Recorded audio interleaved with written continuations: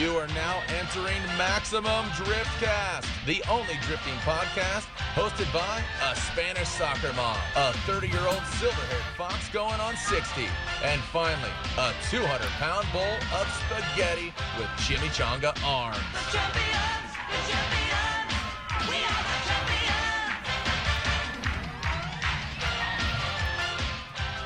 champions. Live from Area 51 in Nevada, this is Maximum Driftcast from Soundstage. Over! Fuck the judges. Fuck dads. Fuck you, Jim and Ryan, you idiots. Fuck the drivers, and fuck you, Paco. Okay. We are having a little bit of a meltdown by one of our co-hosts. I don't remember his name right now. But let's see. Fuck drifting. That's my fucking name. And apparently, he's quitting and giving drifting a big fuck you. Is that? All right. Just had to get that out of my system. Hey Sam, we're live, by the way. Oh, really? Yeah. Oh, my B. I was just trying to get mad at drifting real quick because Formula Drift Seattle was that rough that I had to contain myself in the comment sections. But now I can finally let it all out. Tell the world how I feel. Are we in space right now? We are in the Area 51 studios. We have the background for the moon landing, which obviously was faked. I mean, as we all know. Yeah. Oh, wow. And Arnold's here. That's wonderful. All right, I'm calm now. That's good that we're in space because otherwise, as long as I get to go ahead and have a clap on some alien butt cheeks, I'll be okay. Clap them cheeks. Yeah. Okay. Well, Corey's eating hot dogs right now, and I'm looking at that iguana that just appeared in front of on the studio. That is not in my house. And Corey's actually dead right now because he tried to lift off his space helmet to fit a hot dog into his mouth, and then he did not survive that. So we're gonna have a very good guest. Corey's actually not right here right now because he's prepping his car for Grid Life Alpine Horizon in Colorado. That's we are right. all traveling out tomorrow. Even big balls. It's gonna be a good time. But I'm excited about that. Everybody's Before we get going. to our guest, let's thank a little bit of the show sponsor. And we just said the one Grid Life. Yes. Grid Life is the best party event I think in the world, and this is the inaugural Grid Life Alpine Horizon in Colorado. It's gonna be crazy. There's no what do they call it? There's no noise ordinance. Oh, that's right. No, so the party usually has to be shut down at a very certain hour at all the tracks because people live nearby and they don't want to hear their dubstepping or their drifting cars past like 10 or 11 or 12 or whatever. But not here. So there is going to be drifting simultaneously with music going on until about midnight. And then there's official Grid Life party until about 3 a.m. most nights. And then, as we all know, there's usually some after hours. And I don't know how my body's going to take it. Most importantly, there will be karaoke flip cup. Yep.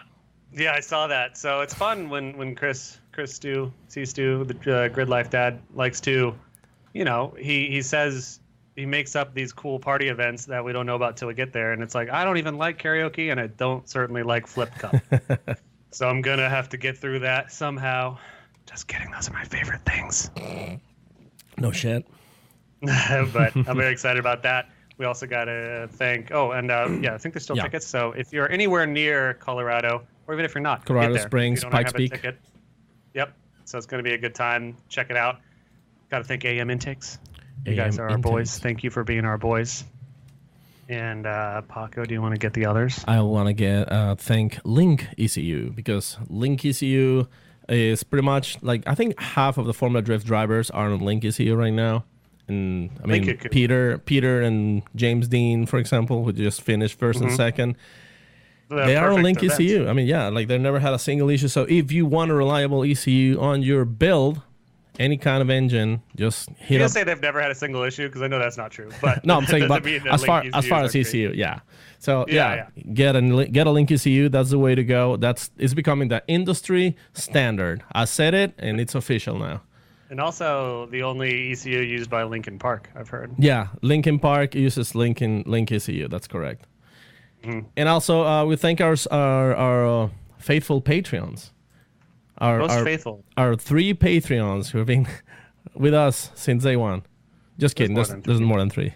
But yeah, a lot. Thanks to all of our patrons, because you guys are the ones who keep the show going. Like, literally, you paid for my T-shirt because I didn't have a T-shirt. My glasses. Paco couldn't afford a T-shirt till now, so thank you. Just kidding. My glasses are Heatwave. Thanks, Heatwave. But yeah, like Sam's glasses, on the contrary, those are paid by the Patreon. So thank you, Patreons, for letting Sam see. Yep. And we also want to thank Face App. No. They're not a sponsor. No. I don't know if you noticed on my Instagram, I did an embargo. I don't want to see an old face version of me because I don't want that evil in my life. Yeah, I know what it's going to look like. It's going to be bad. I tried to use it and it crashed. So I mean, that's good. Well, I mean, the Russians have my face somehow anyways. I mean, it's kind of all over the place, so I'm not too worried about that aspect. Well, I mean, we all know there was collusion between you and the Russians, so... For what? Which part?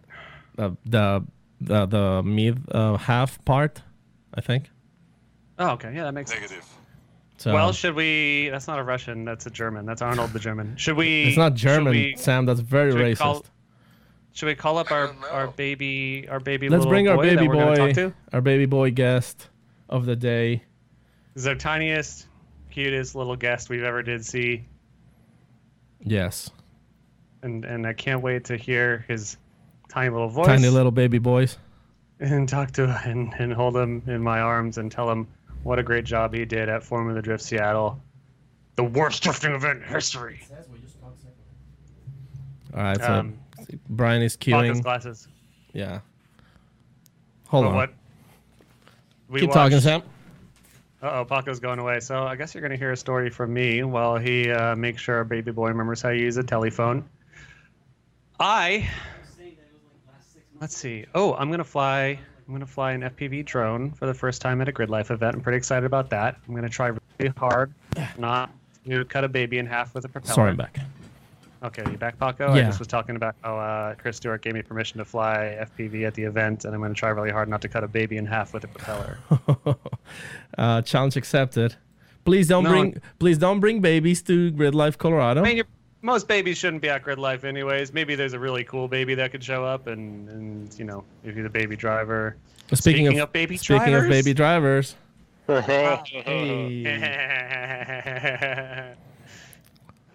up? Who might we have the serious pleasure of speaking with right now? I'm Dylan. My name is Dylan. No, it's Dylan. Hey. Hooray! Oh, he's cracking a bee smoothie. Good thing you don't have an energy drink sponsor. I guess you could do a bee smoothie sponsor. Have you tried? Right. With the amount of smooths that go down, I imagine, at the Blackout Garage, it would be a prudent idea to get that sponsorship. Yeah. Dude, I are on the clogging, huh? All right. Of course, man. Guys. Well, we gotta tune our bodies. Warming up this weekend. Yeah. Hell yeah. You've still never been to one, have you? I have actually. I worked for Chris. I did Atlanta. We did Gingerman. I look like a real asshole now. Yeah, no, I hate you, Sam. That's just how it is. Are you coming this weekend? My plan was to come up until I had to give my transmission back to the E46. So my 240, which you see right there, does not have a transmission in it, and the rig won't be back in time. So no, I'm not going. Oh. So you got one transmission between two cars right now? That's right. Why 4? So we didn't qualify for round 1 in Long Beach, and what ended up happening is with the E46, we had the wrong bell housing on it, and it was a setup that I had never ran before. Huddy really wanted to run it, and basically everything, the alignment on everything was off, and it ended up breaking all the bolts off of the clutch, which I had also never ran before. And then it ended up cracking the case on the transmission, and it hasn't been replaced yet. So cool. So yeah, I took my Andrews box out of my 240 and was just like, all right, like we got to make it to the rounds. Like let's just put this thing in there and we'll send it. Cool, so yeah, slightly annoying, but I mean, you know, the Pro 1 program takes priority over pretty much anything at this point. So Grid Life would be fun and great for exposure and all that, but it would cost me a bunch of money, and I was like, I can't, not right now. I can't do it right now. Yeah, well, I'll still sing your name to the cheering crowds, and I'll get a D Hughes chant going. Oh, thanks, guy. Dose. And I'll drink 30 White Claws for you. 30 whole White Claws. Yeah. What flavors you want, Dylan? Dude, I don't know. I fired up that mango one for the first time the other day. I was pretty stoked on it. Mango, it's a strong flavor. It's a strong flavor, but it's pretty fire though. I'm gonna be honest. It pisses me off. Pisses me off. Mango doesn't come in the variety pack though. Well, I mean, maybe not yet. It's a new flavor, right? Yeah. It's real bad how much we talk about White Claw on the show without getting sponsored, so we better stop. Chill. This is what's called a sponsorship by peer pressure.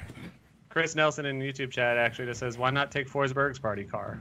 I mean, Forsberg is going to be driving the M, I imagine. He's actually driving the Z. The M is right there. Mm-hmm. That one is not going. He's doing his twin turbo car for this one.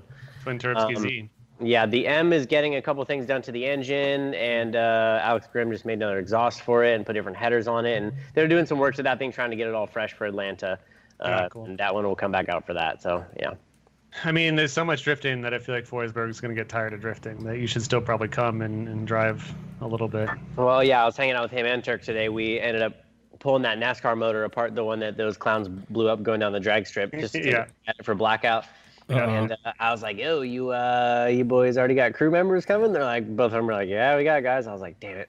Like, I mean, you don't have to have a job. You could do like us and have just kind of a little job, and the bigger job is hanging out and making good times. Yeah, I know, but I could stay back here and make money. So I'm like, that's stupid. I know, money's stupid. It really. Well, so we last talked to you before the season, right before or right after you had stolen that car from our other friend. Kidding. But you debuted your pro Formula Drift season this year. How's it going? It's been gnarly. Like it's gnarly, dude. Like I'll be the first to tell you, those dudes in Pro 1 are like total robot maniac freaks. Like the dudes are good, you know what I mean? So it's been super fun trying to get accustomed to the level of everybody else. And I'm a true believer of if you want to be as good as somebody, like the best thing you could possibly do is basically go out and run with them, you know, compete against them and all that. So I've just been learning as quick as I can. And in Seattle, I was feeling the vibe, and it was, you know, a little bit of luck on our side, just like I had been saying the past couple rounds. Like we just need just a little bit of luck, and I think that we got it in Seattle, and it was a fantastic event, and I had a blast. It was like the first weekend I like really felt like a Pro 1 driver. Like it was really sick. That's awesome. Yeah, I mean, you had obviously been studying Ryan Tuerck's every move for all these years, and just so happened that you got to go up against all your boys, which is pretty cool. literally all of them. So yeah, Castro in the 32. I worked on 2014, my first year working for the Chris Forsberg team.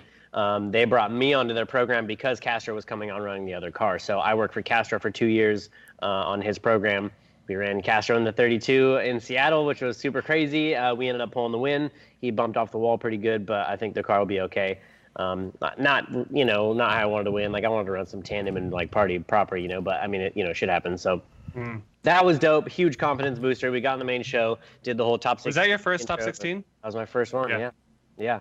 So then we got good old RT in the 16. Coming off of a win. And I was like, you know what? The heck with this clown, dude. Like, I'm over his shit. I'm just going to try and beat him.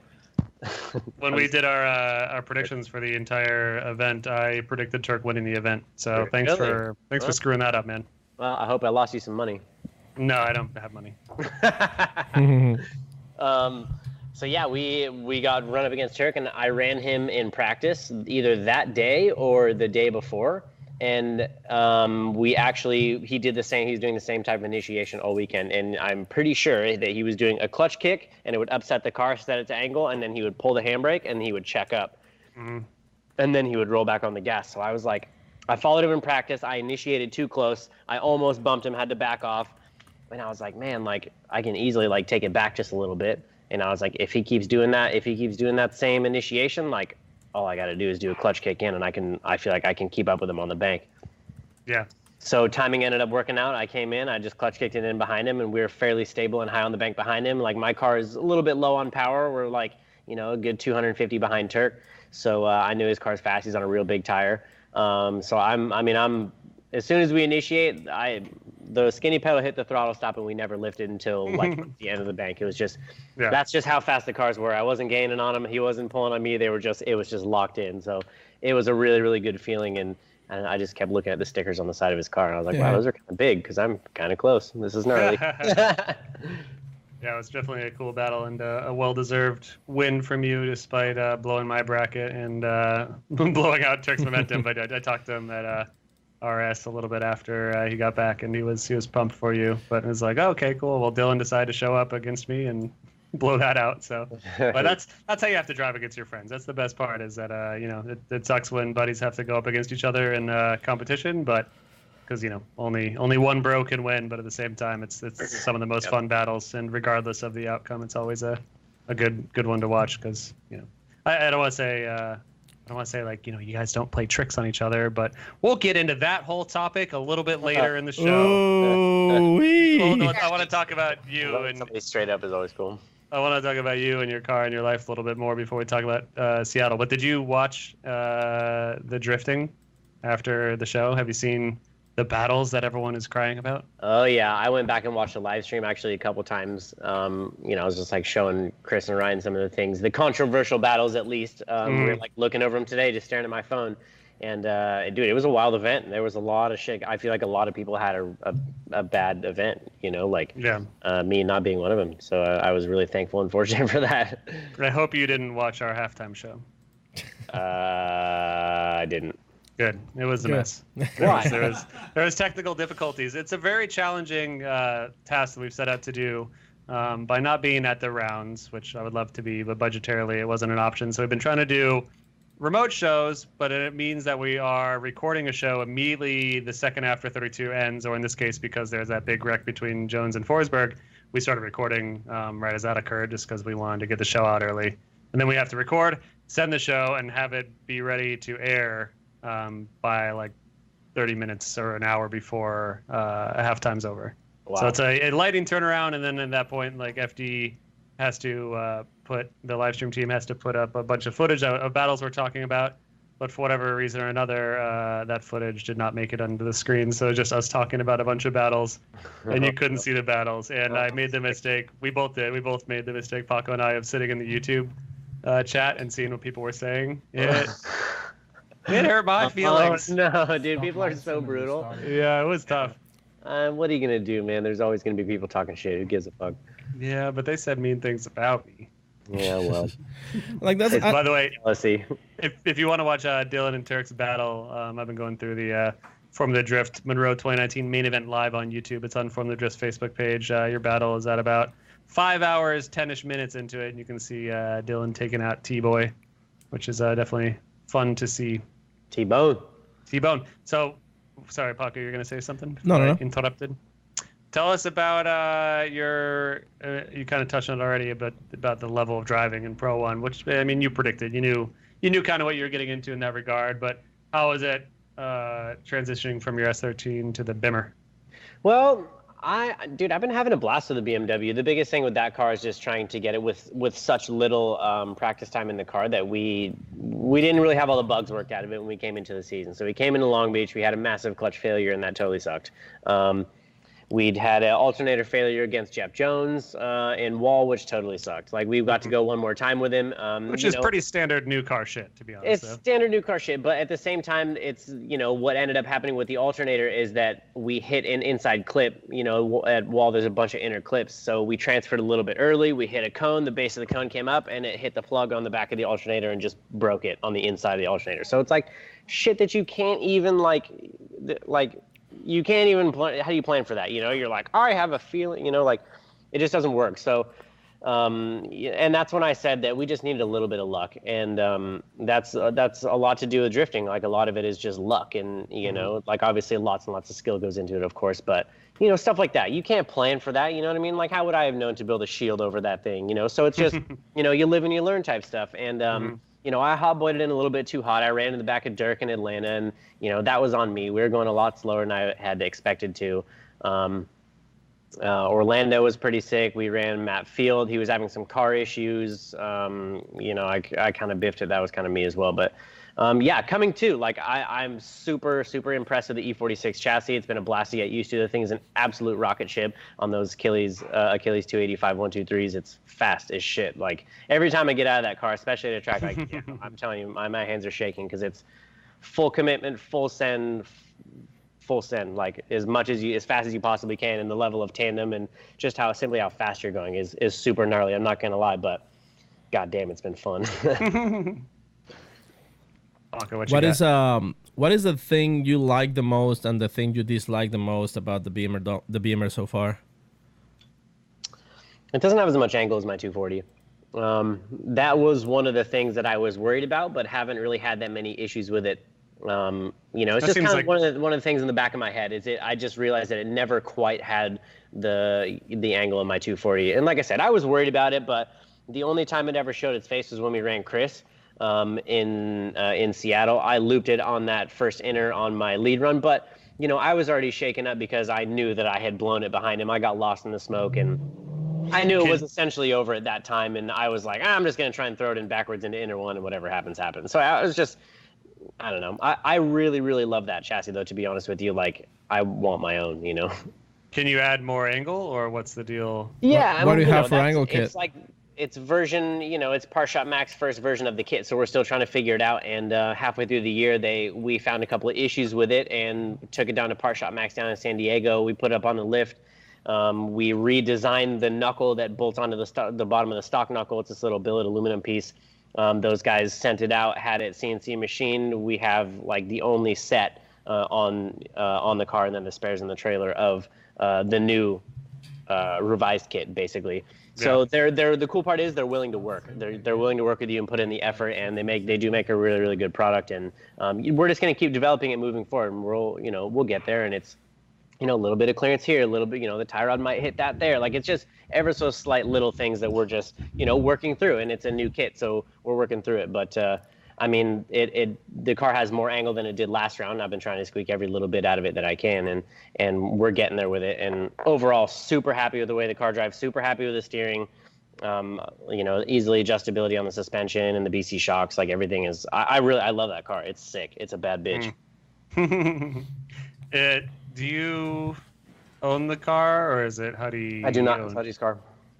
But unlike a lot of drivers, by no fault or disgrace to them, but you have put in tons of your own hours on this car. Forsberg is of course one of those guys, and you can't always be the one to build your car, but you had the opportunity and the curse of getting to work on your own drift car and building it up from nothing, right? Yeah, pretty much. I showed up and the car was already it had a cage in it. It had some tube front on it. It had some tube rear on it. And I'm very picky. I didn't like any of it. So I imagine. But if those don't know this about you, you're a master, I would say, fabricator. One of the best I've ever seen. Thank you, Sam. Welcome. I'm just super picky. I just like things done my way, you know what I mean? So if I'm like my 240, I built it from the ground up. It was bone stock. I like the way that everything's done. I know that I did it, and if there's something wrong with it, I can fix it. So just knowing how it goes together is important for me. So I didn't like the tube front, I cut it off. I didn't like the tube rear, I cut it off. I didn't like the seat brackets, I cut them out. So that was the thing that was tough with that car, is that it had already been done, but it wasn't really done. You know what I mean? That was the tough part about it, is it's just like, how far back do I go to make it the way that I want it? Right. And part of the deal was I was going to go and help work on the car and get paid for it. And that was totally cool. So I was able to basically work on the car and put this love into it because of, I want a proper car. It needs to look good. It needs to work good. And, I want it done the way that I want it done. So I was willing to put in the effort, whether I was getting paid or not, to make it the way that I want it. Yeah, I didn't think that I had a shitty roll cage in my drift car until I saw you make a roll cage in an S14, and I was like, "Oh, that's how they can look." And it's like mine is fine. Mine will, I imagine, hopefully protect me in a bad accident. But like the bars next to your head, the door, not the door bars. What do you call the hoop around? Yeah, the A-pillar bars. Like mine are like 4 inches from the body, and then I saw you make one, and they're like, it's like, a little bit of a bend to it, but it doesn't fully form with the entire shape of the roof. And then like I saw you do like an S14 cage or something, and it's like, oh, that's insane how, just a little extra effort and a little extra love and labor. And I imagine if you're paying someone a little extra money to put that time and effort into it, but like seeing the way that you are meticulous with your skills is very impressive and interesting. Thank you. It's a blessing and a curse, honestly. I take way too long to do shit. Every time Chris is like, all right, dude, we got to knock this shit out. Like, what do you think? 1 day, 2 days? I'm like, fuck that. It's going to be a week. Yeah. I'm trying to take my time. Like, Chris is the same way, though. I mean, you guys, I'm sure bond on that side of things and that you like to do it quality. But I mean, imagine for stuff like Drift This, though, and these other, programs especially, or building a drift car on a schedule, it's like you have to choose your battles at times. Like you have to totally cut corners. Cutting corners in the least impactful ways possible. You know what I mean? Not trying to cut corners on something that's real important. You know? I don't want to use the term cutting corners. I mean, you got to settle. Like, it's got to be good enough at some point. Like, I deal with the same shit every day with video projects, where it's like, I know I could put another week into this and make it a little bit better, but there's that the curve of diminishing returns, I believe it's called, where it's like I know I could, putting in 8 hours on this one thing, let's just say thing A, is going to bring you to 70%, and if you put in another 8 hours, it'll just bring you to like 90%. So it's like, at what point do you slow down and stop and say it's good enough? Right. There's the line in the sand for sure, and that's the hard part for me is I don't know how to stop. I'm just like, it's got to be perfect. It's got to be perfect. It's got to be perfect, and I hate that I'm like that. But I don't know. It makes for a good product in the end, but it's definitely I kill myself trying to make it perfect all the time. But I don't know. I'm working on it. Are you doing like private contracts right now, or what's your day-to-day? How are you getting paid? I mean, as of now, we've just been so busy between Motor Trend, Drift This. We've been doing blackout episodes. We've been doing, like some product stuff for Rain-X through ITW. And, as of lately, it's just been kind of a little bit of this and a little bit of that. I haven't really had to, like 2JZ NASCAR. We always have projects going on, and we're lucky to work with a bunch of really cool companies, and having the blackout shop with Kinnan, and we just been staying busy. I haven't had to, I just been busy doing blackout stuff, basically. Blackout and it's just been everything. That's awesome. So I've been loving it. It's sick. Motor Trend has been awesome. Like, I really enjoyed getting to work on those, and I didn't get to do all of them, which kind of sucked, but that was because I was building the E46. So again, choosing my battles, like, okay, like I'm gonna choose to work on the E46 because I think that it's smart, and then I'm just gonna jump over to Motor Trend when I have some spare time. So super lucky to be able to work on the Motor Trend deal, and we had a bunch of really long, good filming days with those guys, and they flew us out to New Orleans, and we went to a military base down here in California for some of the reveal days, and that looked insane. Super cool shit. Like, oh dude, it was such an honor, and hopefully we're got some stuff for next year, so fingers crossed. Yeah, I've got some creators envy. I know, like, I saw the first couple episodes were done partially at Race Service, which was awesome. So I got to be a spy on those, and it's like, it's cool to see. I don't want to say it's a spiritual successor to Drift Garage, because I don't want to say that like they ripped off Drift Garage or anything. But it's Tuerck and you and Forsberg building drifty things in a manner that's fun. So it's not like Drift Garage and our team like created that concept by any means. But it's cool to see, because Drift Garage isn't a thing at the moment. It's cool to see that it has evolved in some form in your lives to like seeing you guys do this show, which has a much higher budget and production value and bigger team and more time than we ever had on Drift Garage. Like the quality of the show seems awesome, and you guys seem to be doing awesome stuff. Have you noticed any differences on sponsor appreciation from you being on Blackout and being on Motor Trend? Like,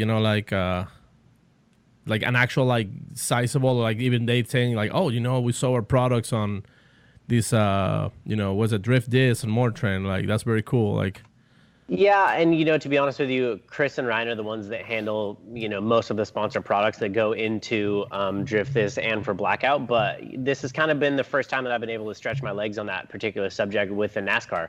We're trying to figure out how to figure out parts and figure out how to stoke sponsors out and all that stuff. So it's been really fun to be able to be like, it makes it easier to be able to go to sponsors when you're like, hey, here's the show, here's the episodes we've been doing, this is what we're going to do, and this is what we're going to give to you for giving us your product. And then most of the time sponsors, they're like, yeah, like, cool, sounds good. Like, it's just really cool to be able to provide the deliverables that the companies are looking for. You know what I mean? Because I don't know, I feel like before I felt guilty about not providing enough for a sponsor, you know, because I'm just like, oh, little old me over here, you know. But now that we've like taken it kind of to the next level, and with Blackout and the NASCAR build especially, you can hit these companies up and be like, hey, this is pretty legit stuff. You want to get on board? And the most of the time that they're down. So it's like, that's really, really cool. So yes, I have noticed a difference, and it's the direction that I love it to go. Like, it's awesome. It's super sick. How cool is also walking into a stadium and then seeing your photos, you know, like on the big banners, like, oh, hi, I'm Dylan. This is me with a Permatex.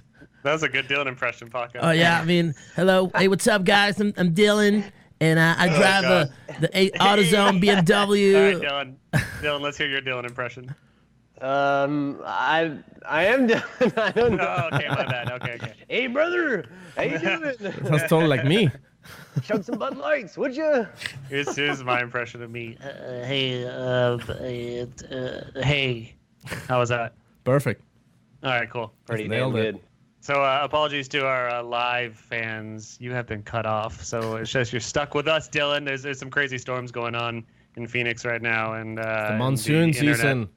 The internet, my favorite season. I'm bummed I'm not there. I'm actually going to be there after Grid Life, so I'm pumped on that. But yeah, the storms have knocked down the internet wall for us, unfortunately. But well, remember today we're transmitting from Area 51, so I mean, yeah. So you're gonna hear the show a little bit after the live. So sorry if we blew your night, but you'll still hear the show. It'll be fine. Yeah. Let's get into Seattle. Oh no. Seattle. So hometown. We could spend 4 hours talking about this, and no doubt we're going to be talking about this for the next few weeks with other drivers. And I'm actually kind of pumped that we can talk to you because you're not involved in any of the major incidents that cause stuff. So we can get kind of like a third person view a little bit. And at the same time, he was he raced Forsberg, so he knows like. You know, like actually he lost against Forsberg, so he can have an actual opinion as well. But also full disclaimer, you know, I try my very, very damnedest to be neutral as far as my personal relationships with pro buddies when on the show and when talking seriously about drifting. And I hope you all understand that I'm doing the same here. But full disclaimer, I've worked with Forsberg a ton, and I consider us good pals. I've worked with Vaughn a ton. We're pals, but we're not like tight ass bros. But Vaughn was my boss, and I still respect him and Forsberg and everyone. I respect fucking every drifter out there. Some a little bit less now, but like it was a wild event, and let's get into some of the stuff. Yeah. So we had a Wirthouse dominant event as a whole, but it started with qualifying. Peter won, James 2. And then that is also how the event ended, which is pretty crazy. I wonder how often that's happened. Dude, that's crazy. There's not many people that have qualified first and won the event. That's an unbelievable accomplishment, especially at today's level. Peter and James, absolute robot, freak of nature drivers. Those dudes are unreal with those cars. Yeah, it's insane. And battle, their final battles, I think, were maybe the best battles in Formula Drift history of the finals. Like it was even the level of driving was so far exceeding even anything. Formula Derp said on one of his posts that just watching Peter versus James Dean's battles was worth the entire price of the ticket. Absolutely. It was so I can't good. Imagine. I'm so bummed I didn't get to see it live because that would, seeing something like that in person and seeing the energy of the audience is just insane. Yeah. So kudos to those boys. We're actually we're trying to get Peter on the show, but he is as you've heard him talk. He's hard to talk with sometimes, but also hard to get a hold of. Yeah, I'm sure. So Peter, friends of Peter. I've been texting everyone you know, Peter, and they're trying to get through to you. I love you, Peter, my little baby candy boy. But we're stuck here with Dylan. So lots of things happened, which we'll definitely get to. But we don't have 4 hours to do the show, so let's just focus on what looked to me to be like the big three. There was Vaughn and Gucci. Yep, number one. And what happened here, and if you are, cue these up so you guys can know, if you're listening at home and you want to open up the Formula Drift Monroe 2019 main event live on YouTube, on Formula Drift's YouTube, at about 5 hours and 1 minute or 2-ish minutes, you can see it's in the one more time between Vaughn and Gucci in top 16, top 8, I forget. But it would be 16.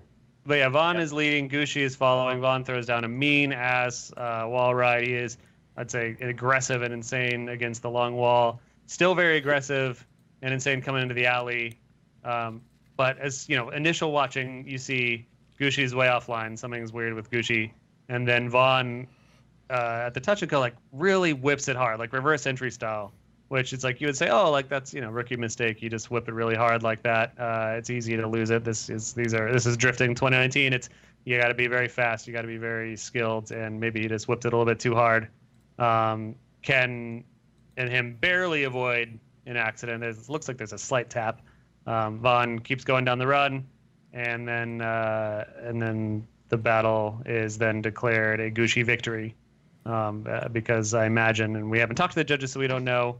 And I don't have the sound on, so I can't hear their exact words again. I saw it live, of course, but it looked like maybe Vaughn messed up and Gucci was messed up, and I think they said that maybe they counted that run as a 0. Again, I don't know. But the big controversy here, and Vaughn is not usually very vocal or complainy, but he made a very blatant post about saying how he's very disappointed in this result, and the judges wouldn't let him protest, and then yeah, that's about it for that. What do you guys think? Well, I didn't say the most important part. Vaughn's post was saying the issue was, and this is the new overhead camera. It really helps in this, I think, to reinforce Vaughn's point. And he said that I think even Gucci admitted that's what it looked like to him, or something along those lines. But the overhead camera, so Johnny FPV wasn't there this round. They had a eye in the sky, almost bird's eye drone operator, which is less cool, but I think maybe more helpful. And I think we should have both. But Vaughn was saying that he noticed Ken, coming in very shallow and on a T-boning line. And in order to miss him, he rotated the car in the way he did as a reaction to Ken speeding like a bullet on the inner line. And he said that he was reacting to Ken. And I don't think that Vaughn is one to lie just say that to save face. I think what happened here is Gucci, indeed, he was just he pulled a Fede when he was kind of went out of track and tried to come back in. And he was definitely going into Vaughn's play, where Vaughn was gonna, it definitely looked like that. If Vaughn didn't whip the car back and over rotate or back, it'll probably got to get hit. But yes. Now here's the thing: in other circumstances, how can you determine if a driver who does the exact same thing is doing it because he's actually spinning, or because he can just claim that I was gonna get hit? And that is a problem, which I believe that's why they didn't let him protest. However, that's not, this is the most difficult part about professional drifting. Well, with, human judges is we have to determine these things. I can understand maybe the initial decision that way, and if they justified it by saying, we have to draw the line somewhere. But then not allowing even the protest, as Vaughn had said. Well, and again, we haven't talked to the judges, we haven't talked to the drift dads, so we can't get their side of the story yet. But from my initial reaction is, I think that maybe there is a wrongdoing here. Yeah, I think the issue is definitely not letting him protest. 100%. I was like, well, even if you're just gonna explain him that, let him protest, and then tell him you know what? Here's the reason why. Even when you might be right, we can't be doing this because it's impossible to determine when somebody, I spun because, I thought I thought there was a kid in front of me. The chase driver very often. Because at the end of the day, if the chase driver actually hits you like that, that's obviously, it's not like you're gonna do it on purpose. But as a lead driver, you're not even supposed to be looking at what the chase driver is doing. So Yeah. Well, I mean, there's a few chances where you can, but I think so this was one where it could. I don't think Vaughn wasn't the wrong because, I mean, you know, like, Do you believe Vaughn is telling the truth? Yeah, I believe Vaughn is telling the truth. Like, he legitimately, like he said, he saw it with, like, the edge of his eye, like, oh, shit, it's coming at me. And we know that Vaughn is very good at reacting quick. I mean, what happened in Texas... Anyone in Pro 1 drifting is going to have better reaction times than almost anyone on Earth. I think what happened in Texas when he put the car on the wall, he was like a quick reaction, like, oh shit, I'm gonna hit that wall. Let me turn it around and just hit it backwards. So we know, like, he's capable of controlling his car that way. Now, I totally understand the. I mean, if you go on our discussion board, Joey Redmond posted his 10 things to learn from this round. I didn't read that yet. And There's some good shit. On the comments, and on the comments, he was going back and forth with some of the people, like arguing back and forth, and that's one of the reasons that he actually said that it just, how do you determine this in the future? Like it shouldn't be up to the lead driver to determine if he's gonna get hit or not by a chase car. So if I'll tell you what I would have done. But Dylan, let's hear your driver's perspective. Hold your line, dude. Like, there's no reason if Gushi's gonna come and hit you. If anybody is going to have the team and the resources to get it fixed, it's going to be JR. Yeah. Like, True. I would never change my line. First off, I would never look behind me, but I would never change my line based on what the chase car was doing. Like, if he's going to hit you, let him hit you. Like, you win. But instinct also, keep in mind, Savon's team owner, and every dollar he knows about that gets spent elsewhere. And of course, I'm sure he is a very successful team. So, replacing car parts is not an issue in his mind. I think more so, he is an experienced driver and one who's been in some bad wrecks.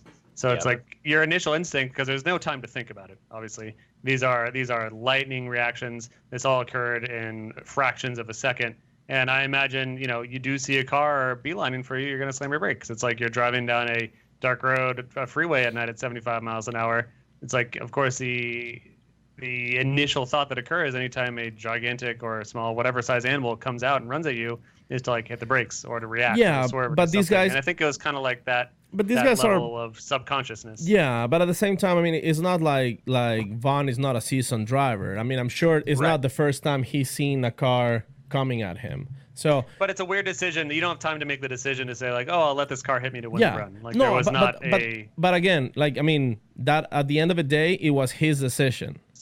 You know what I'm saying? Because he's not lying. I'm very confident that he's not lying. That he's not trying to make excuses. Like he's not trying to manipulate the situation. I mean, because he immediately after the race he went up to do the protest. But at the end of the day, we don't know the future. We don't know if Gucci was actually gonna hit him hard enough to damage the car or not. We don't know. I mean, it was his choice. And I mean, unfortunately, in this case, I understand why they gave Gucci the win. I do too. But I still don't think they should still would have let him protest and then explain him that. I mean, it just seems like that's the fair thing, because at the end of the day, that's the whole reason of the protest system. So I don't know if Robbie was just straight up you know what, dude, just say, because protesting costs money. You have to literally pay on the spot. I think it's $200. Yeah, cash. $250. Yeah. So I mean, just to keep them from tactically, keep drivers from tactically protesting every single call. It's it costs you money. So I mean, we know Robbie. Robbie's is a pretty straight shooter. He's not also the kind of person who likes playing games. He doesn't have favoritisms. He's a pretty nice, chill dude. So I want to think that Robbie in his head, he was like, dude, you know what? Just save yourself the money, because we're still not gonna give you the reason. But at the end of the day, I think they should have let him protest. I think they should have let him protest too. I really do. The fact that he wasn't able to protest at all is a little bit weird to me, but the way that I look at it, if you watch the live stream, and especially that overhead drone shot, to me, I thought Vaughn was going to hit that inside clip with his passenger side door. To me, it was a full spin. To me, it was a massive mistake. And I think that it was a half spin. Exactly what happened to Travis Reeder in his his first qualifying run. He did the same thing. It wasn't a spin necessarily. He didn't come to a stop, but he did a half spin to a stall to a kick the clutch and keep going, No, the tire smoke never stopped, but there's a massive loss of vehicle speed, and chances are that, I mean, you saw JR, he hit the clip even after Gucci hit him and pushed him farther to their passenger side. He still hit that inner clip with basically his right side front tire, or the right side of his front bumper, meaning that he was way offline when Gucci hit him, and Gucci hit him, pushed him the way that would help him, essentially. You know what I mean? So yeah. The thing to me is I saw a big mistake by Vaughn. I saw a really big mistake by Gucci too, but I truly think that both of those runs were a 0, because I think that Vaughn, he was full lock, absolute, like it was, I think it was a mistake by Vaughn. And, I'm not saying he's lying. I'm not saying any of that. I'm going off just purely what I can see from the live stream, because I didn't get a chance to see it live. I saw him do a half spin, and that's a 0. To me, I haven't frame by frame to analyze it. I always want to err on the side of what a driver says, especially someone as well established and distinguished in the sport as Vaughn. But yeah, it's one of those situations where it's like we will never know the full truth of it.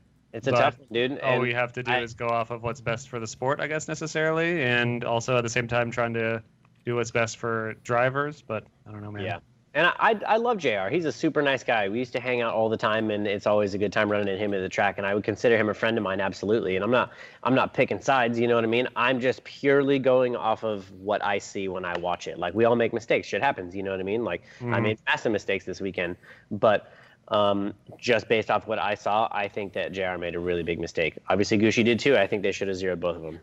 Yeah. Like I was just browsing Joey's 10 things I learned about the event, and one thing he says is Vaughn states he protested the run, but it seems to be a situation that would fall under a call that isn't able to be protested, since it was a judgment call on the judges and not an event that was missed, such as 2 tires off course or brake checking and a non-slowdown. So in other words, like you can protest. I didn't know the official rules on protests, but I guess you can protest a missed event saying the judges missed something, but you can't protest on something that they're saying they didn't miss. The judges and Robbie were saying, like, we know what we saw and we made a decision and that's final. Yeah. So, I mean, I don't know. It's a messy situation. We're going to have on the show very soon. And he will most likely give us that perspective. And then we're also talking to Robbie, and Robbie and or more FT people will be on the show very soon as well. Yeah, cool. We'll get everyone's side. Yeah, that's all you can do is just get the hard facts from people that were there and people that were making the decision. So I'll be real curious what JR had to say, and same thing with Robbie. I respect all those guys, so I'll be real curious. But yeah, I think JR wanted Vaughn wanted to come on the show, but I think right now he's on a plane heading to China. Is that correct, Sam? He was just in China though, so it's like he's going to China and back and again, I guess. China for what? I don't know, man. He keeps his stories. Maybe it's a secret he's going to China. Maybe I just blew that. I don't know. Anything else on the Vaughn versus Gucci conversation? Gucci's car sounds amazing. Yeah. I love the way that thing sounds. Ken is definitely overdue to be on the show as well, so we're excited to talk to Ken again as well. Let's move on. This is less of a controversy, thankfully, because Osbo straight up said it was his bad. But after the finish line, Osbo and Dean, in the live stream video, it is approximately 4 hours and 40 minutes into the run. You can see after the finish line, after a very aggressive battle, Osbo and Chase, Dean and lead. Initially, I was like, wow, Dean cut him off. He pushed him off the track, and that's kind of what it looked like. Is like Dean just kind of forcing Osbo to drop half of his car off the track at a very steep spot, come back up and blow out like half of the suspension on the car. And it's like, wow, that's kind of a dick move by Dean. And then you realize through like all things almost, it's like I shouldn't say all things, like a lot of things, your initial gut like fury and passion or whatever can get the best of you. It's like, that was fucked up if Dean Osbo was just trying to finish his line out, but it's like, no, Dean was a lead driver. The chase driver always has to adhere to the lead driver. It was well after the finish line, and then Osbo straight up said, that was my bad. So yeah. Like the car was pretty messed up, and Papadakis's team and that whole team is insanely good at fixing things with speed, as we saw in qualifying. The motor got swapped out in like 30 minutes. So those guys are an insanely talented team, and they got the car back together. but it's still crazy to see that much damage get done, and just an incident like this. It's really weird. How far after the line too? I mean, it wasn't like it was 10 feet or 20 feet or 30 feet. I mean, it was like 100-something feet out. Yeah, and Osbo was fired up. Osbo does that, and I definitely could see how in the chase position it would be impactful to the judges. Maybe subconsciously it kind of weighs slightly. I think about that a lot. Is like people that shut it down at the line versus people that like carry it out and really just bang off the throttle. Yeah, right. So, and Osbo does that. I watched him do it in Atlanta. He does it pretty much all the time. Like he'll, on the way back up the hill in Atlanta, especially, he'll run your door and then he'll like manji up and like hold it wooded all the way up the hill and then do like an abrupt stop at the top of the hill. And I do believe that it could be somewhat impactful, but boy, big pass on this one. I wonder how many engines he would save if he stopped doing that after the line. Yeah. I mean, the car's doing that the whole run anyways. Might be worth it. I don't know. I wonder if there might be an eventual rule against something like that. I mean, I don't know if it's necessary at this point, but I'm curious for the future if like there might be a finish line and there might be a throttles off Just line. kill it. And it's like if you don't kill it, you'll get fined or something. Where it's like, because it is definitely a little bit not at this track, thankfully. And I don't think any drivers are being unsafe to people or track workers at this moment necessarily, but I don't really know for sure. It's like I could see how this could be a safety problem, though, if drivers are continuing drift further and further because they think that the judges favor that. But I don't know. There's not really a strong opinion you have on this other than that it was a kind of a crazy situation. Yeah, it was super crazy. Like Osbo was shock laying on the ground and it like blew James Dean's whole corner off. The whole back of his car was crooked and yeah, it was pretty wild. I think as far as like show wise and sportsmanship, like that's definitely something that needs to be like just out of consideration. Like you don't want to damage your opponent's car. You don't want to take time away from the show just because you kind of want to keep like showing off after the start line. I think there should be a little bit more consideration. Because what if like Osbo hit Dean so hard beyond the point of repair? Yeah. Right. I think Osbo understands, and he's a very sincere, honest person. I think he definitely legitimately feels bad for making both teams work harder and sacrificing and jeopardizing the success of both teams just due to his error. So I know he's very apologetic about it and has fully owned it. So I imagine he'll behave a little bit differently after the start line or after the stop line. I mean, maybe if anything, it's just a lesson, just like Paco was talking about. If it's a safety issue, we're like, oh wow, remember that one time those two ran into each other and it totally sucked? Like, yeah, okay, let's not do that. And then we all just kind of don't do that, But I don't know, dude. It's professional drifting, dude. Shit happens. Like you're gonna hit shit. You're gonna make mistakes. Like that's just how it goes. Yeah. It was just honestly to me, it was cool that he manned up about it and was like, I fucked up. Like it is what it is. Yeah. Like that to me, I'm like, cool. Like we're moving on. No biggie. Like shit happens. I mean, we'll move on. Yeah, we'll move on. But the show, the live stream will pause for 30 minutes. So that's definitely like a boring, shitty thing for the energy of the show. So that's true. No harm, no foul. So, I mean, some harm, some foul, Osbo. But you're all good, man. In my opinion. Yeah, it's all good. Let's talk about Forsberg and Chelsea. That big one, man. Okay, so lead. It's about 5 hours 37 minutes in the live stream video. Forsberg is in the lead. Chelsea's in the chase. Forsberg doing a pretty solid run. Chelsea hyper aggressive follow, and after the touch and go. Forsberg is not on the throttle as much as he was during his qualifying run. Maybe he was adjusting his line. I don't know because I'm not Forsberg. I'm sure Forsberg will tell us exactly what the thing was. But either way, it jukes Chelsea. Chelsea spins, and the run ends. And Chelsea then takes the loss. And you can see him in the live stream going up to the window before Dylan and Forsberg are going to go together. I believe that's when it was, right? Yep. Yeah, you can I was see him sitting going right up there and like trying to look for the Halo seats in the way, so I'm like trying to see around it, and I was like, what the? Yeah. But yeah, so, that shit was wild, dude. Chelsea had some very choice words for Forsberg, some of which he had words for him there at the start line. He had some words for him later in the pits, and maybe words beyond that. Yeah. And his words were loud enough and verbal enough that I've had multiple people say pretty clearly what those words were. So it's not like it was a private conversation. It was a yelling thing, and dozens. And I heard words like poop face. No, I don't want to make light of it because there are very there are a lot of words that are not acceptable in today's modern society. No, I was just kidding, but yeah, I mean, I obviously I wasn't there, but yeah, it's kind of sad to hear what happened, and it's like you don't want to believe it because at the end of the day, I mean, we're also friends with Chelsea, and he's a good dude, and I would like to talk to Chelsea about it. And no doubt someday we will, but it's just so despite all the events, before we dive into the situation of the cars on track, the incredibly unsportsmanlike conduct occurred after the event that I've heard about from many people. Again, I wasn't there, and I don't want to demonize a situation or a person that I didn't see firsthand. But I've heard a lot of bad stuff from a lot of parties that I consider credible. So that's a bummer. Yeah.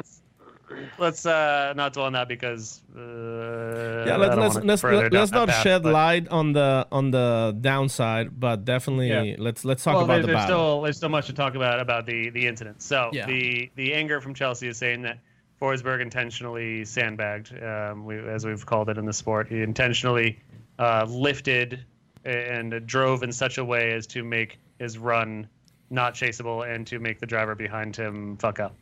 And we've talked about that occurring on the show previously, and it's definitely one of the potentially very useful tools a lead driver can use. And now the argument is did Forsberg intentionally try to make Chelsea crash behind him or fuck up his aggressive line, or did Forsberg lift on the throttle because he had to, or just chose to because he's a lead driver and he's allowed to adjust his car how he will? Well, let's real quick mention what Forsberg said on Loret's interview. He said that his car is a lot slower than Chelsea's, and that they've been trying hard to keep up with him, which I believe even Chelsea mentioned on one of the comments on Instagram. I'm not sure if he was referring to that, but he said that he was kind of like when he was leading, he was kind of waiting for him.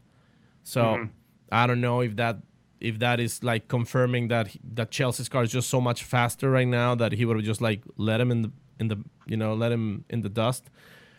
But I did. I watched the replay probably 20 times, and you can see it in comparison with his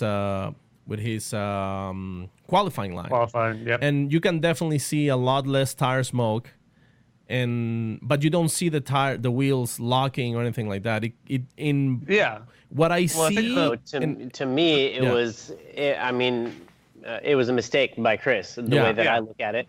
And the judges took that into play, and obviously that came like the outcome of their decision. Like, I think that it was a mistake by Chris. There's no doubt that something happened, and I talked with him about it a little bit, and I'll let him kind of explain what happened. But to me, the way that what did he say in the interview with Lorette? He said those Mustangs are the fastest cars out there. So Chris knew that if you got to turn your car up, like you got to be fast.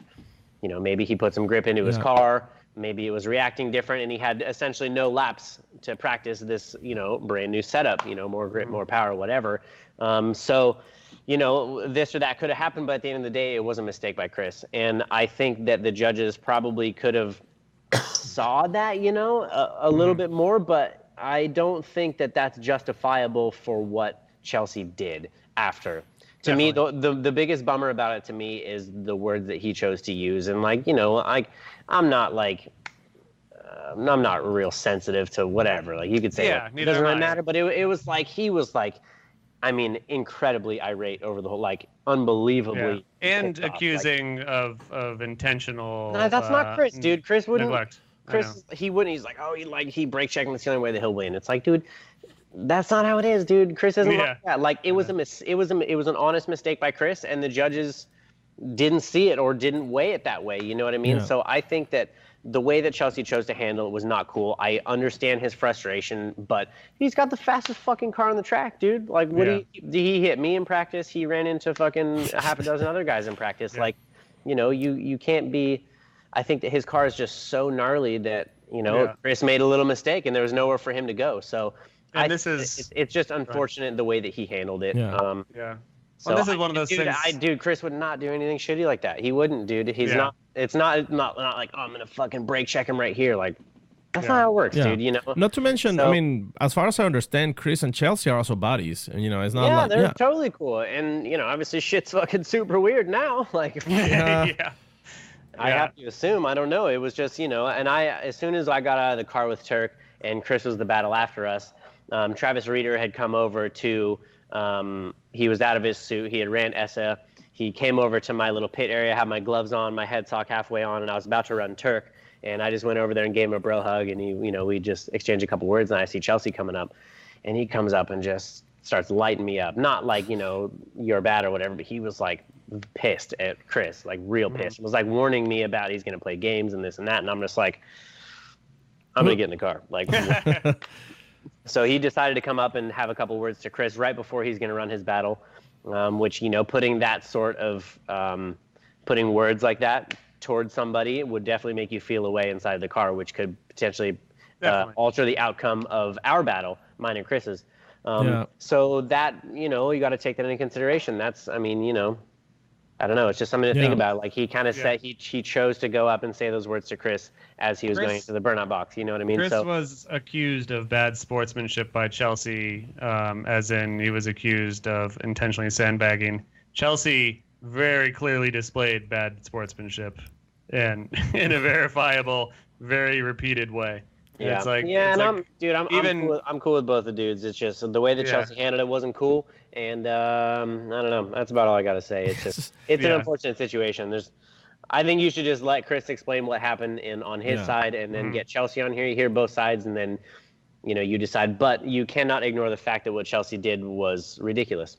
Yeah, definitely. Yeah. And again, the only thing to consider here, the only decision you have to make was Chris intentionally trying to let off the gas in order to make Chelsea hit him, which I've had the pleasure of knowing Chris now for as long as I've been in the drifting community. I definitely don't think he's the type of driver to do that, and I think that he would be the first to admit that he wasn't fast, he made a mistake, he did something, in a lead position that wasn't perfect. I would think he would happily admit that wasn't a perfect lead lap. And whether the judges decided that or not, maybe your beef is with the judges on this one, or maybe they saw exactly what they saw and they voted exactly as they thought they should. I mean, it's one of those things, but it's like you have to decide: was Forsberg intentionally sandbagging? And I don't think that's a decision you can make without knowing the guy a little bit. Sure. I shouldn't say that. You can make that decision without knowing the guy. You can just decide. Yeah. But I think that he wouldn't do that. So, I don't think so either. I've spent a lot of time around Chris, and I know him and Chelsea well personally. So I don't think that Chris would do anything like that. But I don't think there's any drivers in the series right now that would intentionally try to fuck up a chase driver. I don't think so. But what we can't look over is that the fact that the one more time battle shouldn't even have happened in the first place. To me, when I went back and looked at it, I watched their first battle, and it was a fairly obvious winner to me. Obviously I'm a little bit biased. Chris is my boy and whatever. But, even Chris said that Chelsea was like pointing at him after the round. He's like, oh, you got it. Like, good job, and then they ran him again. So, it's one of those things where it's like, if they didn't go one more time, this bullshit wouldn't have happened. You know what I mean? But it's like, I would kind of rather see them way towards the one more time battle just because it's a great show. You run, like, if it's too close, run them again. Like, it's harder on our equipment. You go through more tires and whatever, but it's a great show for the fans. And that, at the end of the day, is what's really, really important. So it was interesting to me to watch and see. It's like, well, the battle should never win one more time at all, I think. But that brings an important point, Dylan, because if the judges were in favor of Chris, let's say the judges were biased towards, the whole Chris Forsberg gets a win joke. Let's say, that's what the judges want. Why would even give him one more time when it looked like, Chris might have been, like it would have been very easy just to say, oh, give Chris a win this one instead of giving one more time. So I like to believe, and I mean, I know the judges, and I know they don't get any personal benefit from who wins. Like the whole, it's scripted, it's a joke, it's there's no edible arrangements. Right. It's all a joke. Dude, every time I go to an FD round, I feel like I leave the weekend thinking one thing, and I'm just really glad I'm not a judge. Those dudes have the hardest job in the whole entire series times 2. Like those dudes, no matter what, somebody's gonna be mad at them at the end of the day. So it's such a tough job, and like the level of driving these days, everybody's so close. So it's like every time I watch a battle, I'm like, God damn, I'm glad I'm not a judge. Like that's got to be a tough job. So they, mistakes can be made here and there, and like I don't know, that's just how our sport works. But the thing is like if there was maybe a better review of Forsberg's run and saying like, well, I mean, looks like he did made a mistake. We either do this one more time again, or let's just give it to Chelsea. Like, that's one of the things that I at the end of the day, I kind of understand a little bit of Chelsea's frustration. So, I do too. I totally do. Yeah, it's okay to be frustrated, but vent it in the proper way. And I would have handled it. Different. Maybe Chelsea but just handle it a little bit different. Be, I think, a little bit bigger of a man. Maybe Chelsea should have. He was unbelievably pissed off. Yeah, maybe Chelsea should have do the go up to the tower and do the protest. So that could have been a very valid protest if you reanalyze the footage and say like, oh yeah, well, it seems like he's slowing down. Yeah, I wonder if he tried. I don't know if he tried or not. But hopefully we also get Chelsea's side of the whole incident. Yeah. There's got to be something else going on in his life. I don't know. Yeah, I mean, it was coming from something else. I don't know. Do have off days, and I don't think I've ever blown up to the extent that I've heard that he blew up. Like, yeah, I've definitely I've gotten mad at situations that I probably shouldn't have been as mad as I was. But I mean, I think the biggest theme about all these things is kind of that you got to show empathy and understanding for the other side of the argument, and in this case, for the judges who are human and fallible, no doubt. And I think that we've talked on the show now a couple times over the years, like they admit when problems have been created, and maybe they are responsible for. But again, at the end of the day, this is our judge sport, and I think that it's everyone is doing their best to be honest and fair. I don't ever really think that there's, at least currently in the time now, or for most things I've seen, I don't think there's really ever been bad behavior with the extent of favoritism or trying to cheat or trying to bend the rules, except for the one time Chelsea actually cheated with the glue in his tires. But that's also part of the racing. I don't mean to shit on Chelsea in that regard, because I know a lot of guys are always pushing the rules to see what they can do to make their cars work faster and better and all that shit. But let's not go down that path at the moment. But at the end of the day, have empathy for the fellow driver, have empathy for the judges. I think everyone's kind of doing the best that they can. And situations arise, and situations don't go your way, and it's how you handle when things don't go your way is what is truly reflective of your character and who you are as a person. Is when you're winning and everyone's happy, that's fine, that's cool. But when shit sucks, that's kind of what it shows who you really are. Yeah. So then one of the things, like we get to see a lot of these on like NASCAR and other motorsports. You see, like the famous, driver just throwing his helmet at the other guy. A lot of fist fights on the pits, and it seems like a lot of the audience, a lot of the fans love that shit. I personally, don't. The WWE aspect. Like I personally don't like it. I don't like seeing people conflicted like that, especially over something that is, I feel affected when I see two friends get in an argument, forget about getting a fight.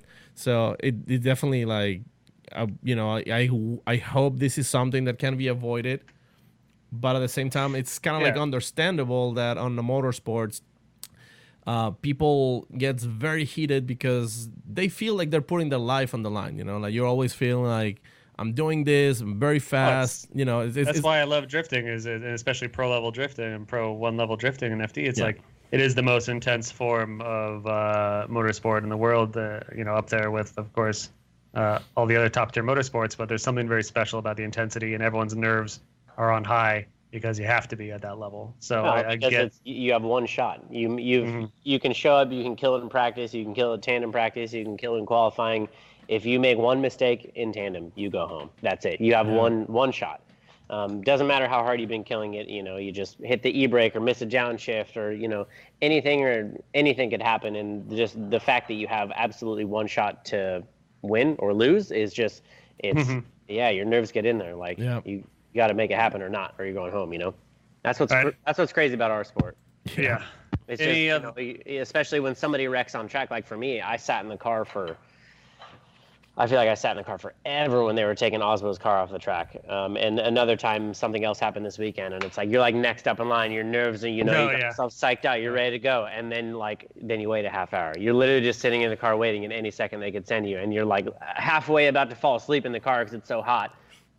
And then they're just like, "Okay, perform your best, do it right now." Go ahead, and you're like, "Cool, I'm not ready anymore," So that's the thing with us is it's like you have to be ready to perform at 100% anytime. I like the porn stars of motorsport because there could be a problem on set, and it's like you gotta keep that energy, that BDE, you gotta keep that energy firm for like half an hour, and you're like, come on, I'm waiting for my turn, and then you gotta stay firm, or you gotta go limp, and you gotta be able to turn it to firm immediately on command. So back to 100%, you know what I'm saying? Yeah, 100% shaft. Any torque. Any comments on anything else in the world before we do Instagram questions? Well, I mean, let's actually before we go there. We gotta talk about. Yeah, Dylan ended up racing Forsberg. Yeah, how was your battle? Yeah. I mean, because isn't it crazy that last year he was your spotter? This year you're battling him. He knows you better than anyone. Top 8. Top 8. I mean, at home track after beating Tuerck.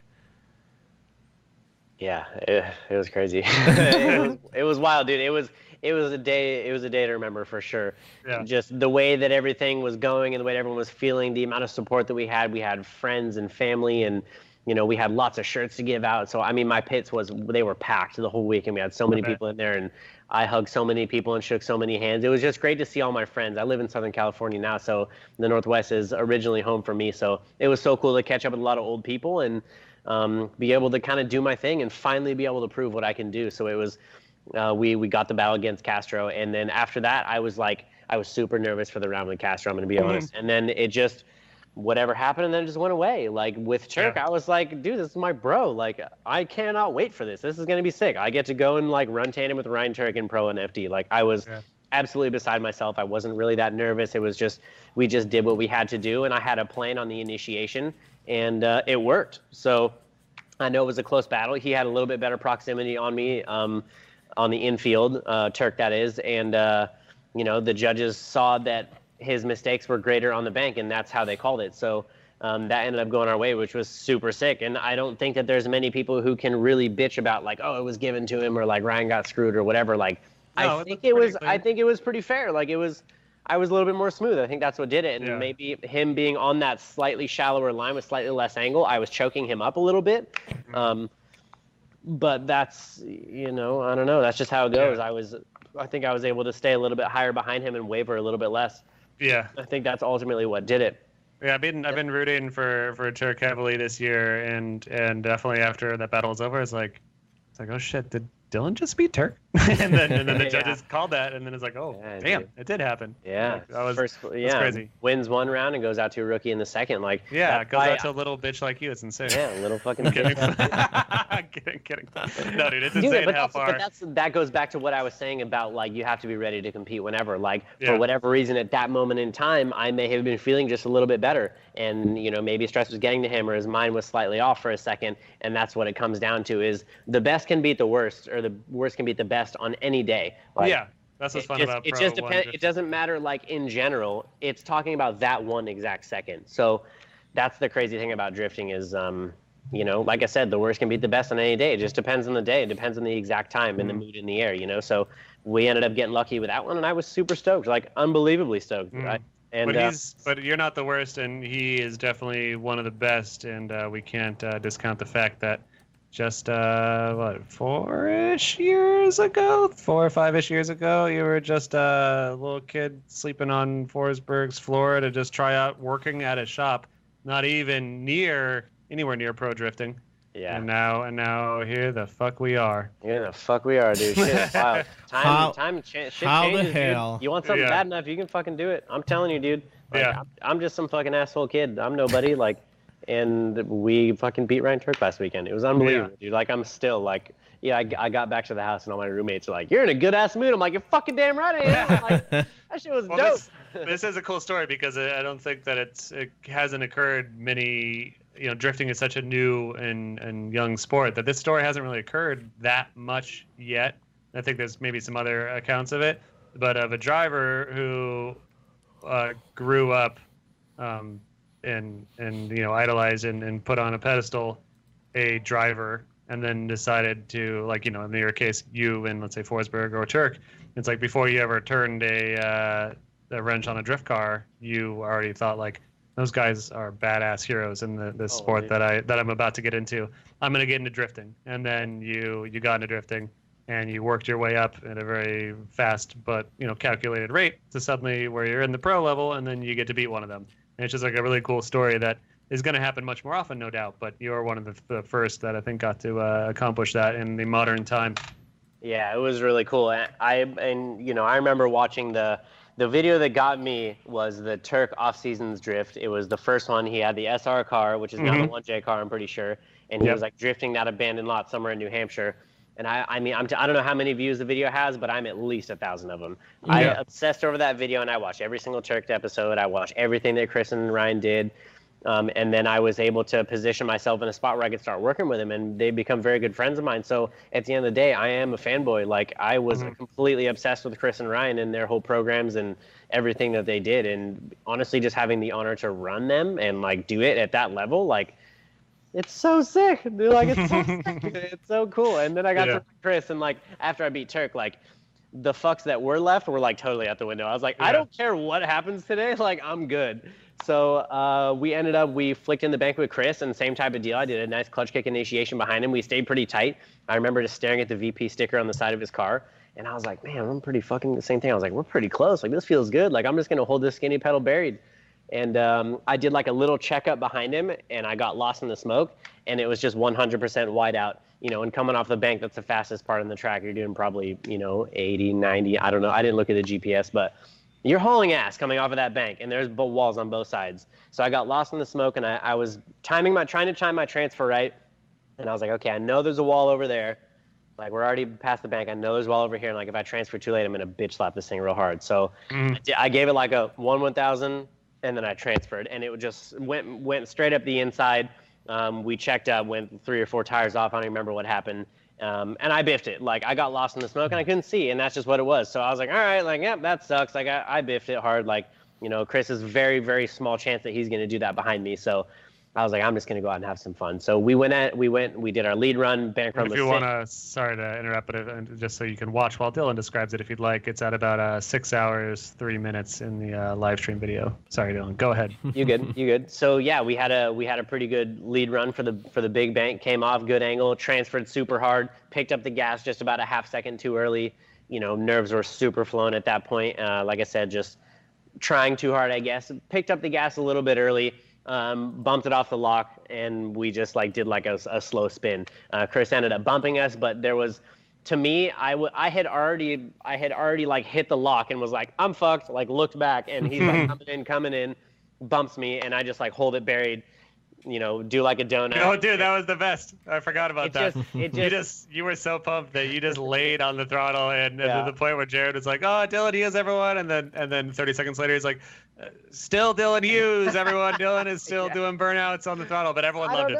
The audience was pumped. I was pumped. Yeah. I don't know. It just felt like the right thing to do. I knew I biffed it, and like, looking back on it, no, it probably wasn't the wisest thing to do, because what if one of those judges were like, Chris hit him first, like, it's Chris's fault, cool, they get to run again. Like, there was potentially an opportunity for us to run again, but in my mind, I didn't see it that way, and the burnout was just a celebration of that day. Like, that was my day. Celebration of your life up until this point, and the fact that you got there, and you were in front of your family, and attaining your ultimate dream up to this point of being the top tier drifter, and it was awesome to see. I felt it all because I've been there on a lot of the journey of yours. So that's pretty cool. I was so pumped for you. That was awesome. It was cool, and it just felt like the right thing to do. Like I knew I lost. I'm not trying to like pull over any shit, you know. Like I knew I lost, so I just want to give a show to the fans, and I know that I had a bunch of people out there watching, and I just want to make sure that we, finish that set of Achilles off before we plop back. So I did like a full loop around off the limiter in third. I just left it in third, did like a nice big around the pole.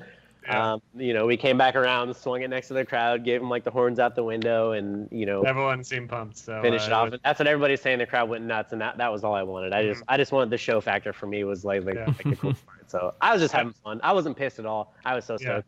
Yeah, I mean, it's like after seeing that display, I remember thinking in my head, it's like, should every losing driver do this? And then it's like, that'll slow down the show a little bit, but the audience will be pumped. Like, it's cool as fuck to see cars do burny, loud noises and smoky tires, and it's just exciting for everyone. So keep it up. A couple people asked me, I had some comments on my DMs or on my photos, and a couple of my DMs that were like, oh, like, did you get in trouble for that? And I was like, fuck, I never really thought about that, to be honest with you. So, like, I was like thinking about him sitting in the airport, and I was like kind of feeling a little guilty about it. And I was like, so I called Kevin Wells, the technical director.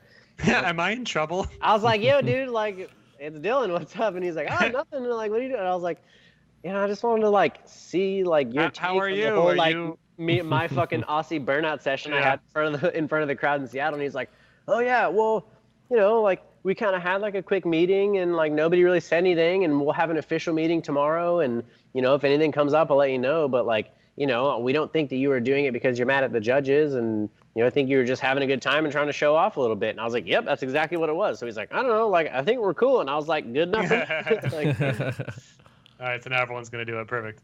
I don't know. Whatever. You can see all this at about 6 minutes. 6 hours, 6 minutes in the video, and Dylan's just doing laps and having a good time. I'm just gonna say right now that it is Dylan's fault for the future ban of celebration on the sport. I just saw Paco. You could probably tell me exactly who it is if you saw the video open at a 6:07, almost exactly. Right at the finish line, the FD track person was pointing at you very angrily, and he's like, "Get off the track." Okay, I did see that one guy. I saw the one. Like, I kept looking around. I didn't see anybody. We did like the loop around the pole, back by the crowd, and then he's like, as I was literally going off the track, I see one guy that was like pointing me off the track. And I was like, all right, I'm done. I mean, that's his job. I can tell if he's mad or if he's like pointing at you, like, yeah, you do that, you get out of here, punk. Beautiful person. All right. Like it or not, we got to move on to the Instagram-y questions. Let's get it fired up. Let's. This one is from someone named Pat Gooden. He says, "How TF you get so good at drifting?" I love Pat so much. He's the man. I was fortunate enough to be able to run him this weekend, and I transferred on him on Interclip 1 and surged on him a little bit, and just barely touched his door with my passenger side front tire, and gave it a little scuff on the door, and he said he didn't even feel it, but he knew I was close, so he was doing the door thing where he's pounding on the door, and I was just so stoked, and went over there, and we were harassing each other. He's like, oh yeah, I'll send you my lawyer's information. There'll be a lawsuit. Yeah. Yeah, just contact your insurance company and we'll get it taken. Pat's an awesome dude. I love him so much. He's a really an asset to drifting. I think I love him very much, but I have no fucking clue, dude. Speaking of Pat, my girlfriend texted me while I was away or doing something the other day, and she sent me a picture of 2 possums mid-coitus in our front yard. And she thought that they were fighting or something weird was happening, and then she looked it up, and apparently they make this clicking noise when they're making love. And sexy time. So I'll see if I can find the photo, and if so, check out our Maximum Driftcast on Facebook if you want to see Maximum Driftcast discussion board. If you want to see the photo, I think it might just be just before the possum love. I'm not sure, but I'll get that photo and I'll try to post it up. And I only say that because Pat Gooden, as we all know, loves possums. Yeah. That was our Animal Planet clip, but back to Driftcast. Yeah, back to Driftcast. AFalk36 says, Maximum Driftcast, Dylan Hughes, thoughts on Wall Stadium closing for homes to be built, which I just learned hours ago. I don't think FD has made a statement about it, but some people online have showed the article of Wall, our New Jersey Speedway, one of the most, I don't know if I'd say beloved. I think a lot of people have a love-hate with it. I love the track. It's closing. Wall is going to close potentially before next season. We could have already seen our last time running FD at Wall. Wow. What do you guys think? I mean, that sucks, man. Anytime a racetrack gets closed down, it bums me out because that means that, there's one less racetrack. So that means that there's less motorsports going on. And I am a huge motorsports fan. I don't really watch the circle track type stuff, but, I had a blast there running Formula D. I think that it could be a blessing in disguise because that track is kind of sketchy and that wall is against the wall that's overlapped the wrong it. way and super proper radius. It's. And the track was chunking apart and needed a lot of money. The track needs work for sure. So like I said, I hate to hear that, but maybe that just means we get to go to a better track, which would be super sick. Less bank tracks would be totally fine with me because bank tracks are totally lame, I think. Paco was trying to say Atlanta is the raddest thing I have ever done. This year was so much fun. That track is so awesome. And I think that the big fishbowl stupid tracks are stupid. Paco was trying to say, what about E-Town? You know E-Town much better than I. I don't think it's ready for Pro 1 drifting as far as facilities, having enough seating, having enough support. Do you think E-Town could be, if everyone wanted it to be, a Pro 1 circuit? You think so? Absolutely. I've only been there 3 times, so I can't say exactly. Maybe not the particular layout that they have right now that we go drifting on right now, but if they were to move it somewhere else on the property, I think that they could absolutely facilitate it, and it would be really, really legit. I think it is kind of the birth. I'd love to go to E-Town because I know I know Mike Knapp and Chris Knapp and it's a very special place for very special place, very special place, and that's where I essentially started my pro-am / pro career was drifting in E-Town all the time, and that's where I got a lot of my seat time, and I love E-Town, so I would love if it would go there. That'd be so sick. Yeah. What about Crazy Town? Butterfly? Come, my lady. Come, my lady. Don't say it like that. It makes me uncomfortable. And my butterfly, sugar. Should I add a Grid Life karaoke? I could do Crazy Town. Oh, Is that gonna be your go-to this weekend? No, I mean I don't want to spoil it, but I'm gonna probably do one of my classics. Yeah. Well, I'm totally gonna spoil myself, but I'm definitely gonna go with Rebel Yell. Can't go wrong with Rebel Yell. See, the thing about karaoke is you try to be cool about it. I try to not be cool about it. Two very different approaches. I hope, for example, I would sing an Avril Lavigne song with a Metallica voice, or meow an entire song. I've done that once. Yeah, that's one of my favorite renditions. I like the bell curve, the reverse bell curve, I should say, of people in the audience. And it's initially when you do the first 30 seconds of meowing a song, they're like, holy shit, this is funny. At about minute 2 or 3, everybody's tired of it. This is fucking tiring. And then at about 5 minutes when the song wraps up, they're like, all right, I see what you did. I recognize the effort and energy you put into meowing this entire song or singing really slow teen girl pop songs as a Metallica voice. So, it is what it is. It's showbiz, baby. Yep. We'll see. We'll see how this goes. Yes, I have a question from Tommy Segura, and he's asking, do you think you can take Rookie of the Year from Travis, and how do you plan on doing it? I mean, you're not going to take it from Travis. Travis is in the lead right now, but it's no one's Rookie of the Year yet. I mean, let's just look at the stats, and you are both in 17 and 18. You're behind Travis, looks like 14 points. Yep, I moved up 10 positions after FD Seattle. So that was a pretty good event for us, obviously. The biggest thing, the gap that he has on us now is purely based on the fact that we didn't qualify because of car failure in Long Beach, and Travis got a 16 because he wasn't his 240. Yeah. Mm-hmm. And then we managed to out-qualify him every other event since then. But it's going to take a little bit of time to regain those points. But this weekend, he got in the 16 as well. He went up against Ryan Littrell in the 32. He made it in, so he got some good points for that. But, we're coming for him. That's all there is to it. I think the BMW is super competitive, and I'm hungry for it. And, he was able to take the Pro 2 from me last year, the championship overall. I got second, he got first. And that Rookie of the Year is I want it bad. So it's fun that you guys are still competitors in a sense. He's a very good friend of mine. In a very close race, yeah. I love Travis. So, but that's kind of what makes it that much more interesting is because I love him. But what don't you? I mean, of course you want to beat your friends, like you know. Yeah, of course. So, I mean, I'm not going to back off. I'm not going to let him have it. I promise you that. If he ends up getting it, it's because I messed up or the car messed up. You know what I mean? Yeah. So I'm going to be pushing hard. Like I can't wait for St. Louis. It's an entirely new track for all of the drivers. So we all get to learn a new track together, which I think is really cool. There's no notes on it. Nobody has gear ratio. Nobody has tire pressure. Nobody's got no car set up for it. So I think that's really good and a super level playing field coming into the next round. And I mean, he knows it. Like we all want to win. That's just what it is. So, you know, maybe we're going to get paired up. Maybe we won't, but just know that we're both going to be pushing. So my plan is just to make it as far as we possibly can into the tandem battles from here till the end of the year and just points. That's what it's all about. So I'm pushing. There's so many good questions in here. Yeah. Maddie Turner 5 says, butter or no butter on your Pop-Tart? Butter, duh, dude. Butter on your tart? That's crazy. Dude, no, you haven't tried it. I'm telling you. Put that thing in the microwave. Microwave. Got that from Chris Stapps. Love Chris Stapps.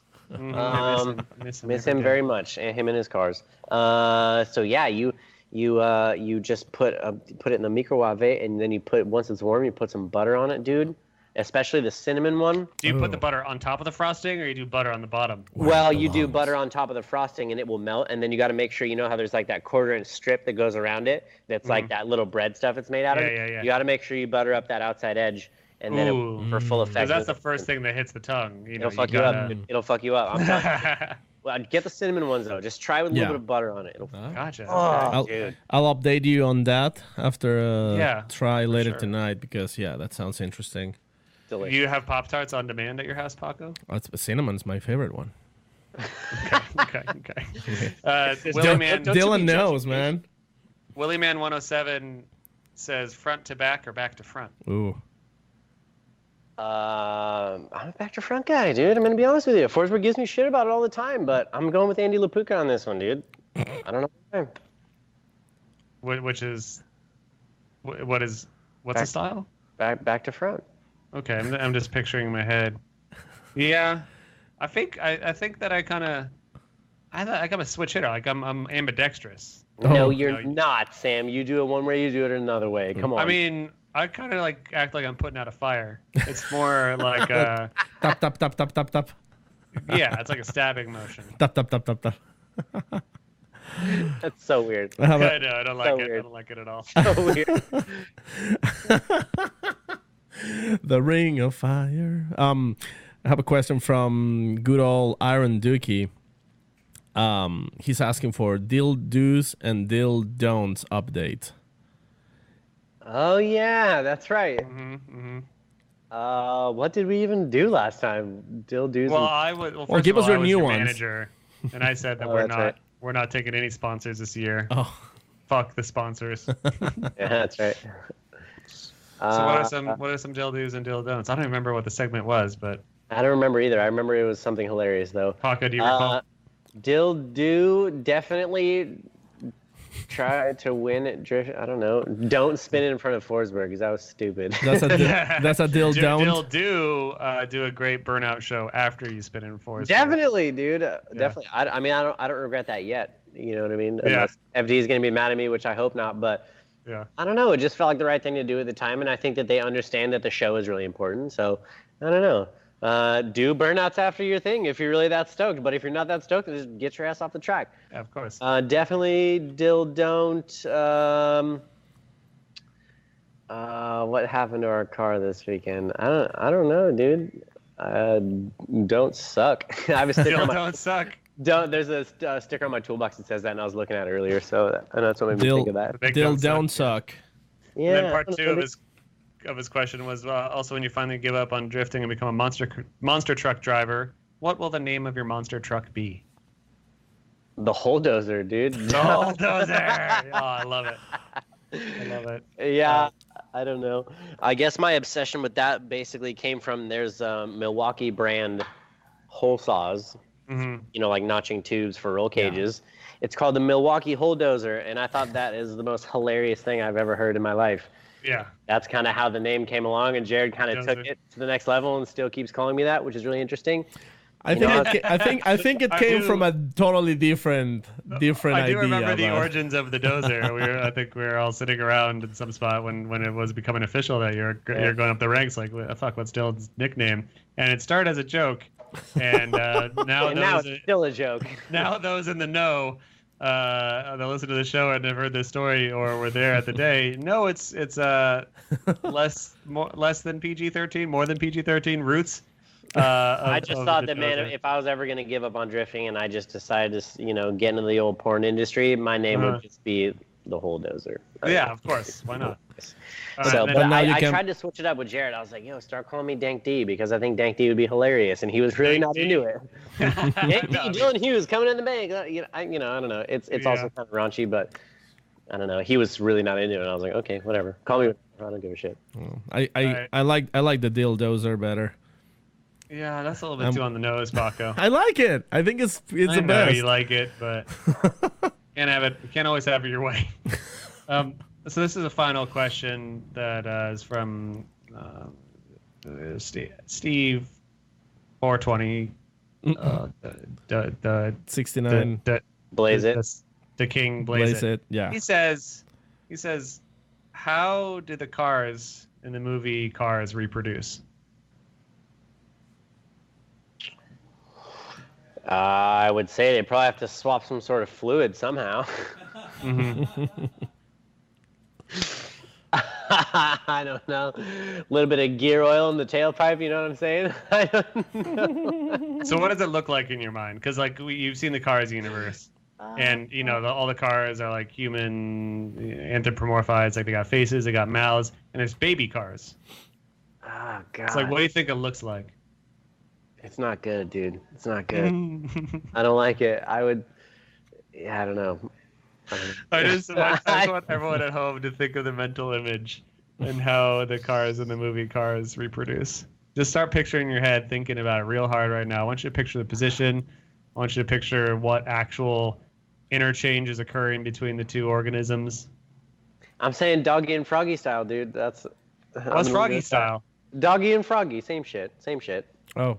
I've never once heard Froggy style. Shut up. It's in a Dr. Dre song or like an Eminem song or something. Maybe it's Ludacris. Doggy. That does sound like a Ludacris. Yeah. Yeah. Ludacris would say that. All right, Paco, anything else for our baby boy, our special baby boy all grown up? I think that's it, but I definitely want to say that we will definitely miss your ass this weekend at Great Life, buddy. Yeah, we miss you guys too. Sorry, I'm bummed. Hopefully we'll see you at a future FD round before Irwindale. Otherwise, we'll see you when we see you. Also, hit us up next time you come to Arizona, you Dozer. You got up there with that insult, Paco. you little whippersnapper. You whippersnapper. Well, we came into Arizona. We were there for like one day. Yeah. We got in, got dinner, went to bed, got up, did our thing, and then left that night. So there wasn't much time, but yeah, it would have been cool for you. No, I know, and I'm obviously just giving you shit, but you have your home. I mean, anytime you want to come hang out, we're gonna go get some claws. Cool. And some mango claws. You know it, buddy. Dylan, actually, what do you? Yeah, go ahead. No, I was gonna move on to the final question, but go ahead. I was just gonna say I'm planning on coming there to Arizona at the end of the year for Desert Mayhem, I believe is the event. That's right. Chris, Awesome. I've been talking to Chris, and I've been jamming on my 240, trying to get it ready. So hopefully the 240, as long as I get my trans back and everything goes to plan, we're gonna bring the my 240 to the last Grid Life, which will be sick. And then I just it's a tool. Like I need to use it and drive it more. So I really want to come out and run your event, and I believe it's in December. Yes, we have event. So Dylan and be there. We can hang out. Yeah, I think Dylan and Ryan Literal confirmed for these Desert Mayhem. I would love to try to make it. And I think Forrest as well. Not sure, but I mean most likely. But Sam, you have 6 months to get your car ready for Desert Mayhem if you want to go door to door against the Dozer. It's coming to the wire. I don't think that's a good idea. 6 months, dude. I think it's a great idea. Plenty of time, dude. That's tough in this economy. All right, Dylan, I really extend the offer to most special guests we have on the show, but what do you want your episode to be called? I feel like you've had a lot to say about your nicknames. Dank D? Do you want to be Dank D? I don't know if it's one of the things that I thought about and I didn't know if it was appropriate. I don't know. This is a very special episode, Dylan. This is episode 150. No way. Yes, oh my sir. God. Shit. That's very special. I didn't Yep. know that. I don't know, man. I don't care. Whatever you guys want. Nothing's coming to my head right now. I feel like usually I'm pretty good at this, but I'm struggling. Yeah, I was wondering if it put you on the spot or not. What's so Dank D's maybe out. Dank Dozer's Quinceañera. No. Dozer does drifting, dude. Dozer does drifting. Name, that's on it. What Oh, was you it? heard the boy. Done deal. Wait, do we say Dozer does drifting? Yeah, Dank D does drifting. I don't know. You can put another D in there. I don't know. I'd say Dank D Dank does Dozer. drifting. Yeah. And Dank D Dozer does. and then just D at the end. Because Dylan requested another D in there. Dank D Dozer does drifting. Dank D. Okay, we'll figure it out. Yeah, just a bunch of D's. It's all good. Yeah, that's fine. That'll do. All right, Perfect. We're going to head out. Thank you very much, Dylan. Thank you very much, Brian. Thank you very much, Paco. Oh, you're welcome. And we'll see you guys at Grid Life. Thanks again to all of our sponsors, Grid Life, AM Intakes, Link EQ, ECU, and our of course, our Patreon. Patreons. Thank you, everyone. We'll see you guys at Grid Life, and we'll see you guys next week, and probably even we'll see you next Tuesday. Goodbye, Dylan. I see what you did there. You see nothing. Have a good night, guys. See you next week. Bye-bye. Bye-bye. Okay, bye. Okay, goodbye.